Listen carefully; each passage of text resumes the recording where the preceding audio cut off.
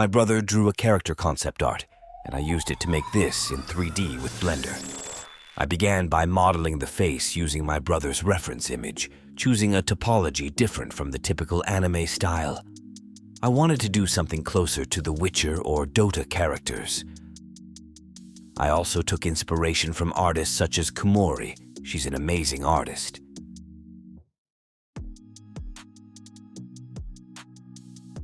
Commenced shaping the head by pulling vertices to add volume, and completed the back of the head by filling in the vertices. To smooth the topology, I employed the mesh Edge Flow add-in, a useful and free tool that I highly recommend. For specific features like the ear, eyes, eyelashes, and the body, I referred to various examples, then connected the ears back to the head, and while striving to minimize the presence of engons. For the eyes, I started with a sphere, halved and flattened it. Crafting the eyelashes involved using simple shapes, a bit time-consuming but straightforward. Building the body began with the legs, progressing upwards while referencing an image for proportional accuracy.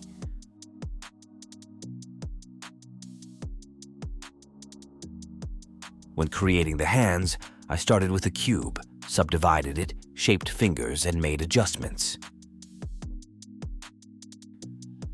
I don't believe my hands look extraordinary, considering it will be cel-shaded.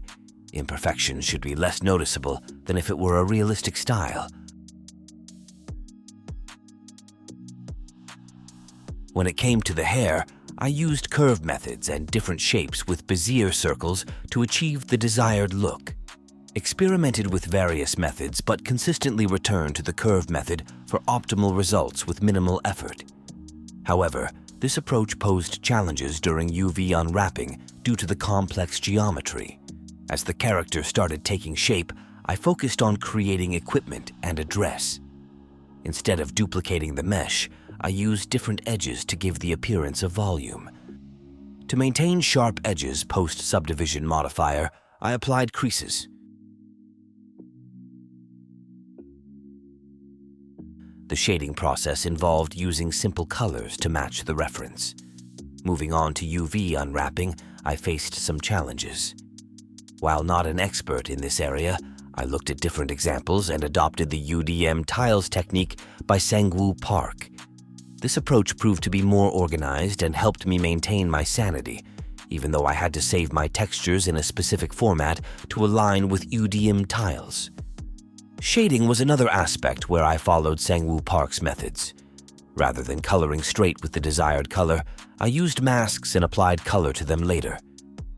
Coloring the eyes was a fun process, although I had to revisit it to improve the overall facial appearance since she looked like a horse. My mistake was to mix styles too much. Adding details initially proved challenging due to UV scaling issues. I realized that not all UVs should be treated the same way, so I adjusted the scaling to give more space to the front faces, resulting in higher quality details. To be a little creative, I decided to give the character some tattoos for a unique touch. Utilized different brush strokes, fall-offs, and the stabilize stroke tool for smooth lines, adding finesse to the overall modeling process. This part was relaxing, so I just took my time and enjoyed the process. I applied an emission shader to that tattoo. I can also freely tweak the color since the drawing is just a mask. Drawing inspiration from Viking symbols, I experimented with different shapes. I ended up going with this double circle and just let my inspiration take over. Finally, for the last step, I added shadows to the dress and body. It became apparent that certain areas were not completely painted due to my use of the Fill Selected option. The Subdivide modifier caused slight movement in the edges, resulting in some unfilled black color being visible. So, I had to clean those up. When it came to rigging, I opted for Rigify to simplify the process. There are a lot of great tutorials on YouTube that explain how to use and set up Rigify, but I still had to do a lot of manual tweaking using weight painting. This was a little bit painful. And for the final touch, the outlines. I used different techniques for outlining the character.